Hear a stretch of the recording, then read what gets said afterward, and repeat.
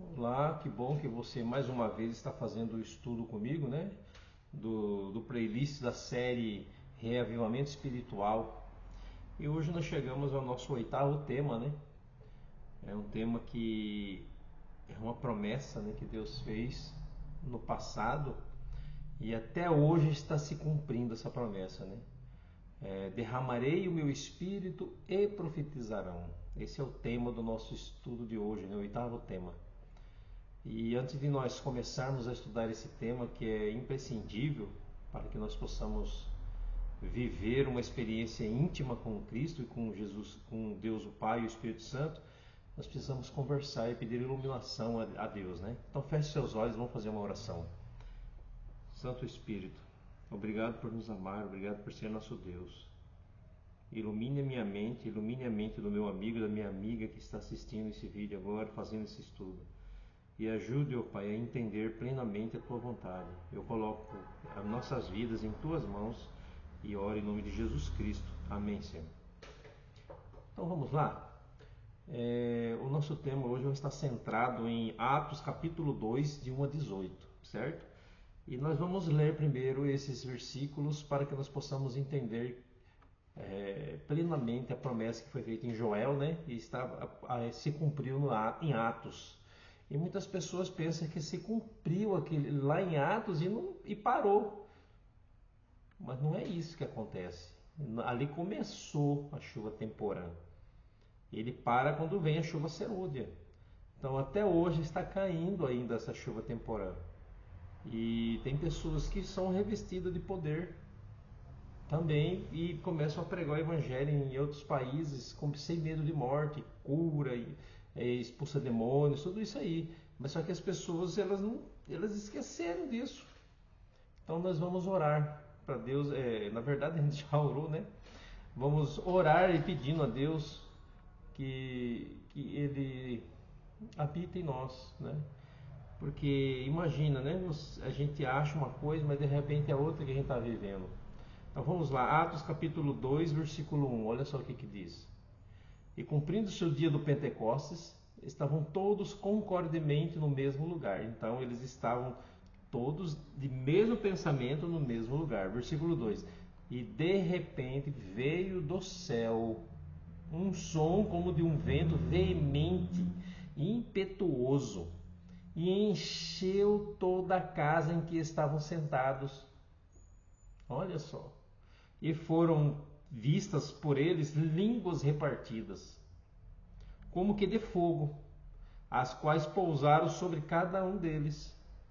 E todos foram cheios do Espírito Santo e começaram a falar noutras línguas, conforme o Espírito lhes concedia que falassem. Olha que interessante, né? Como que de fogo, línguas como que de fogo, tá bom? Olha só que interessante. Né? E todos foram cheios de Deus, porque o Espírito Santo é Deus. E em Jerusalém estavam habitando judeus, homens religiosos de todas as nações que estão debaixo do céu. Então por isso que foi dado línguas para eles falarem em outros idiomas, porque estava habitando judeus, homens religiosos de todas as nações que estão debaixo do céu. Olha só que interessante, né? Versículo 6. E quando aquele som ocorreu, ajuntou-se uma multidão e estava confusa, porque cada um os ouvia falar na sua própria língua. E todos pasmavam e se maravilhavam, dizendo uns aos outros: pois que não são galileus todos esses homens que estão falando? Por quê, né? Porque o galileu ele não tinha dinheiro para estudar idioma, né? Porque para você fazer um estudo e aprender outro idioma, tinha que ter dinheiro. E Galileu era pobre, era pescador. Salvo os médicos, mas ali eram galileus, pessoas extremamente pobres. E eles começaram a falar em outros idiomas.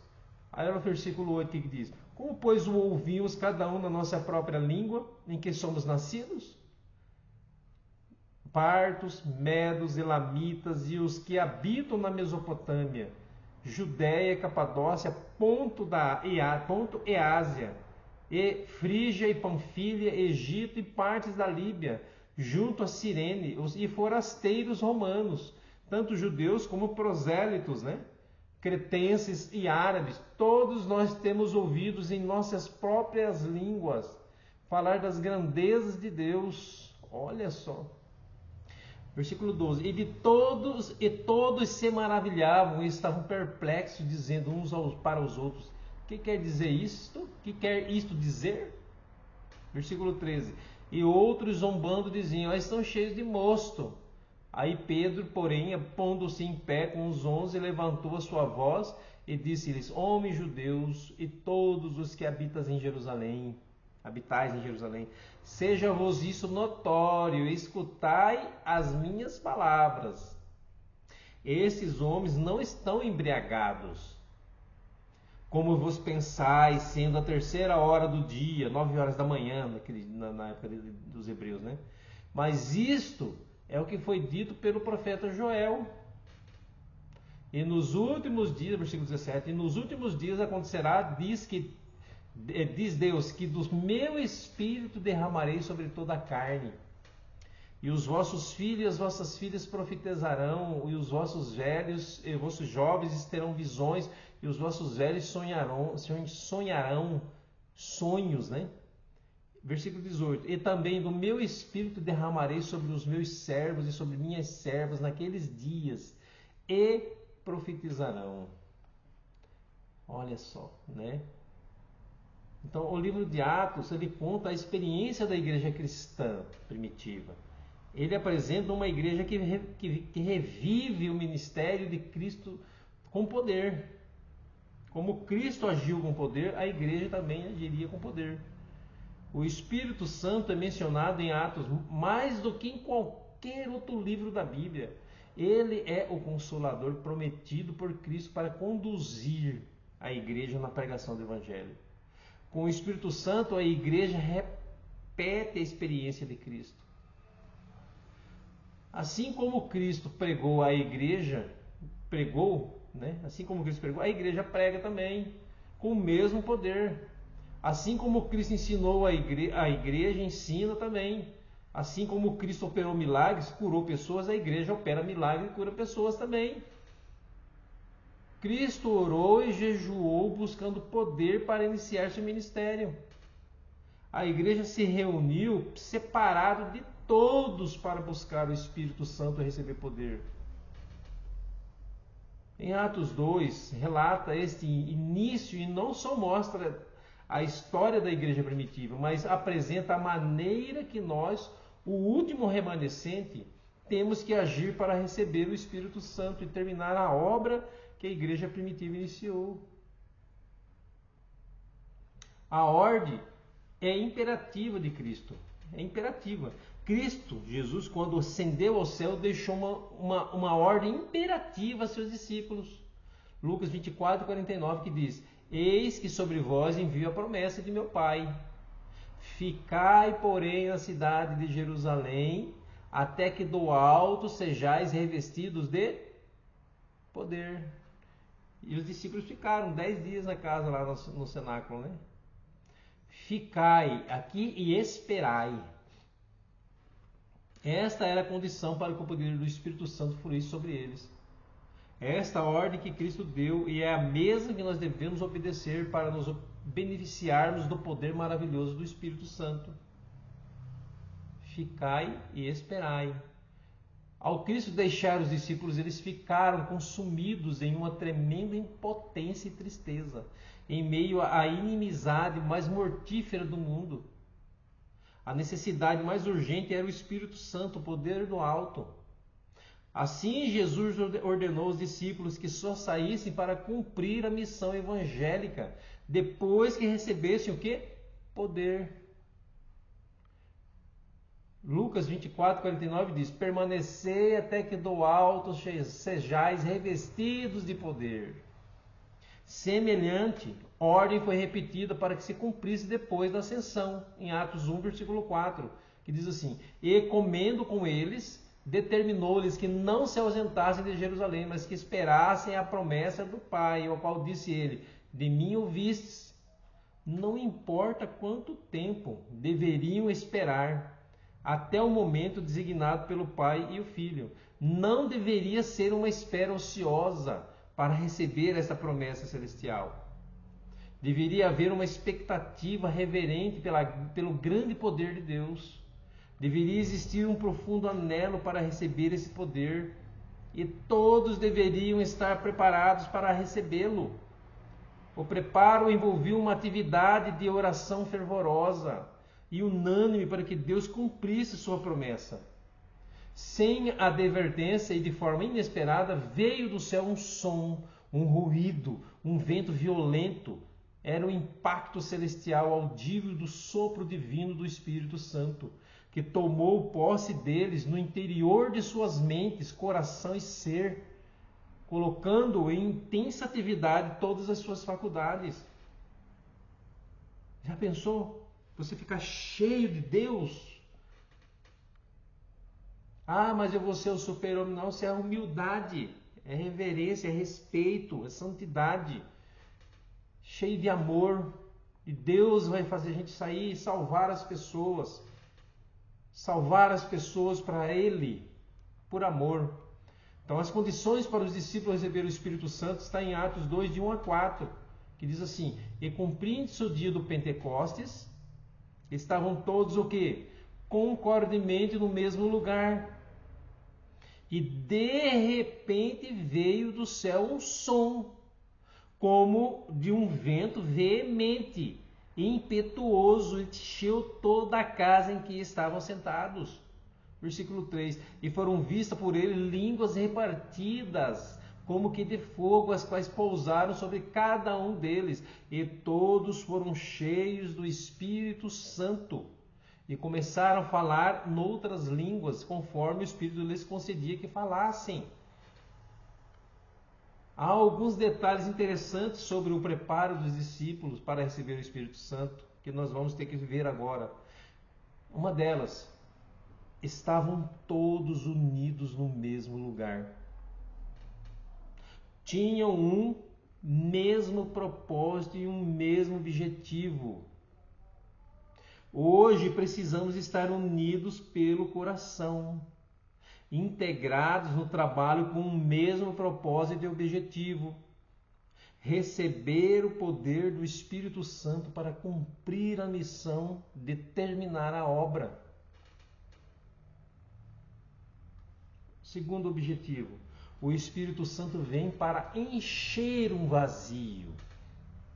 Inicialmente a casa fica cheia, depois as pessoas ficam cheias. É importante entendermos alguns significados. O vento mencionado aqui significa o Espírito Santo. A casa significa templo. E encher é chegar à plenitude ou plenamente. O Espírito Santo veio para encher plenamente a igreja de poder, que a capacitaria para a missão. O Espírito Santo sempre vem para encher um vazio, para ocupar um espaço que reservamos a Ele. A terceira questão. O Espírito Santo veio para outorgar um dom à igreja. Desculpem. Então, a qualificação para falar em outras línguas mostra o sentido profético aos discípulos, como profetizado em Joel 2,28, que diz: e há de ser que depois derramarei o meu Espírito sobre toda a carne, e os vossos filhos e vossas filhas profetizarão, os vossos velhos terão sonhos, e os vossos jovens terão visões.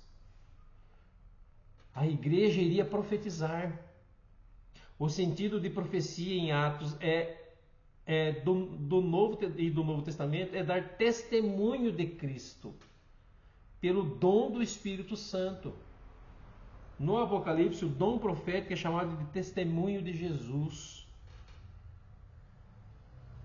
Quarto, o dom de línguas era um sinal para pregar a todo mundo. Em versículo 4 a 11 fala isso, do capítulo 2 de Atos. Os discípulos começam a falar noutras línguas. Todos ficam maravilhados com o que estão ouvindo. Todos os estrangeiros que o ouviram eram judeus, agora olha só, judeus. E olha o verso 5. E em Jerusalém estavam habitando judeus, homens religiosos de todas as nações que estão debaixo do céu. Olha só, vamos prestar atenção nesse verso. E em Jerusalém estavam habitando o quê? Judeus, homens religiosos de todas as nações que estão debaixo do céu. Esses judeus haviam nascido em vários lugares. Olha o verso 9. Partos e medos e elamitas e os que habitam na Mesopotâmia, Judéia, Capadócia, Ponto da Ásia, Efrígia e Panfilha, Egito e partes da Líbia, junto a Cirene, e forasteiros romanos, tanto judeus como prosélitos, cretenses e árabes, todos nós temos ouvido em nossas próprias línguas falar das grandezas de Deus. Se eram judeus de outros lugares, não havia necessidade de ser pregado para eles em outro idioma. Aqui encontramos uma razão mais ampla que o dom de línguas. Encontramos um motivo pelo qual o dom estava sendo manifestado. Os discípulos deveriam ir a todo o mundo, pregar o Evangelho. O dom de línguas aqui é um prenúncio para uma obra de caráter mundial. Os dons do Espírito Santo à igreja sempre estão ligados a um objetivo específico: cumprir a missão deixada por Cristo. Hoje, quando oramos e buscamos intensamente o poder do Espírito Santo, na realidade estamos buscando condições espirituais para cumprir a missão de Cristo. Interessante que eu já comentei com você, eram todos galileus. Todos estavam maravilhados por ouvir galileus falando uma língua de outros lugares. Humanamente era impossível que homens tão simples falassem em outros idiomas. O Espírito Santo se manifestou para fazer aquilo que é impossível aos homens. Quando olhamos para nós mesmos, muitas vezes nos sentimos pequenos, achamos que não somos qualificados para testemunhar de Cristo. Não importa a nossa capacidade, o que importa é o poder de Deus. Não importa o nosso conhecimento, o que importa é estarmos cheios do Espírito Santo. E o interessante é que quando Filipe estava caminhando, o Espírito Santo falou para ele: chega perto daquele carro. Aí ele chegou perto do carro e viu um eunuco, né? um chefe eunuco, né? de uma rainha, lendo Isaías. Ele falou: está entendendo? Ele falou: como que eu vou entender se alguém não me explicar? E ele entrou lá e começou a falar tudo que constava sobre Jesus. Aí ele desceu e foi batizado. E logo após, o que aconteceu? Diz a Bíblia: o Espírito Santo levou ele. Eu esqueci o nome da cidade, mas o Espírito Santo levou ele a 5.000 quilômetros de distância para pregar em outro lugar. Então hoje nós necessitamos desse poder, a presença do Espírito Santo em nós. Vamos fracassar se não recebermos primeiro o Espírito Santo. Deus quer investir-nos de seu poder. A preparação humana não é suficiente. Não é suficiente o conhecimento nosso. Não é suficiente a intensa atividade que desenvolvamos. Não é suficiente o equipamento e a infraestrutura que tenhamos. Não é suficiente o dinheiro e muitas pessoas trabalhando. Todos os recursos humanos não poderão converter uma única criatura degradada pelo pecado. Precisamos do quê? Do Espírito Santo para entendermos a sua palavra. Só nos é possível chegar a compreender a palavra de Deus mediante a iluminação do Espírito pelo qual ela foi dada. Caminho para Cristo, página 109. Não podemos fazer nada de bom sem o Espírito Santo. Sem a operação divina, o homem não poderia fazer coisa boa. Deus chama todo homem ao arrependimento, portanto o homem nem mesmo se pode arrepender-se sem que o Espírito Santo trabalhe em seu coração. Testemunhos, volume 8, página 64, está escrito isso. Sem o poder do Espírito Santo não há garantia de êxito. Se o poder divino não for combinado com o esforço humano, eu não daria uma palha pelo máximo que o homem possa fazer. Falta o Espírito Santo em nossa obra. Revista O Mensageiro, de 18 de fevereiro de 1890, fala sobre isso, de Ellen White. Se queremos o mesmo poder e os mesmos resultados do Pentecostes, temos que nos encher do Espírito Santo. Como receber o derramamento do Espírito Santo? Podemos aprender repetindo a atitude dos apóstolos. Primeiro, com uma atitude de arrependimento e confissão. Segundo, com uma atitude de fervente oração e busca pelo Espírito Santo. E terceiro, despojando-nos de todo orgulho e ambição, promovendo a unidade entre os irmãos. É tempo de nos unirmos. Que maravilha é nos unirmos aqui, estarmos unânimes juntos, estarmos todos de acordo em obedecer esse pedido do Senhor. Atos 2:1 diz: e cumprindo-se o dia do Pentecostes, estavam todos concordemente no mesmo lugar. Esta é a maravilhosa promessa de Deus. O Pai Celestial dará o Espírito Santo àqueles que lhe pedirem. Lucas 11:13 diz isso. Peçamos com fervor e persistência a presença do Espírito Santo para fazer da nossa vida o lugar, a morada de Deus. Deus hoje nos convida para termos um coração puro e preparado para receber o Espírito Santo. Cristo inaugurou seu ministério transformando água em vinho. O vinho de Cristo era melhor e é um símbolo do Espírito Santo. A igreja primitiva iniciou a pregação do Evangelho a todo mundo com a plenitude do Espírito Santo. Estavam cheios do bom vinho. Hoje estamos às portas da eternidade. Nossa missão é terminar a obra da pregação do Evangelho. E só faremos isso se recebermos a plenitude do poder do Espírito Santo. No Pentecostes, o Espírito Santo encheu a casa e os discípulos individualmente. Hoje a igreja vai estar cheia do poder e você também pode receber esse poder. Abra as portas do seu coração ao poder do Espírito Santo. O Espírito Santo está falando com você. Apocalipse 3:20 diz: eis que estou à porta e bato. Se alguém ouvir a minha voz e abrir a porta, entrarei nele e com ele cearei e ele comigo. Meu amigo, está na hora de você abrir o seu coração ao Espírito Santo. Não hesite. Confie em Deus. Confie no poder que Deus dá às pessoas. Queira Ele mais do que dinheiro, do que comida. Ele é o principal. O poder de Deus em nossas vidas é o principal. O restante é ilusão. Aquele que crê será salvo. Se você crê, você vai ter. É só buscar. Que Deus abençoe você. Te prepare para receber a presença desse ser santo, a divindade dentro de você. Porque hoje a Shekinah é dentro de você, como diz Paulo, né? Vós sois santuário do Espírito Santo. Então hoje a Shekinah é dentro da gente. Vamos orar? Santo Deus, esteja com esse amigo, essa amiga que está ouvindo a voz do Espírito Santo e está loucamente querendo a Tua presença na vida. Encha-o, Pai, para ele poder pregar a Tua palavra, corrigir as informações, o conhecimento e saber que a nossa luta não é contra a pessoa, mas sim contra os demônios, os espíritos maus. Obrigado, Pai. Obrigado por estar conosco. Eu oro agradecido em nome de Jesus Cristo. Amém. Obrigado porque você esteve comigo até esse momento. Creio que você deve ter sentido a presença do Espírito Santo também, né?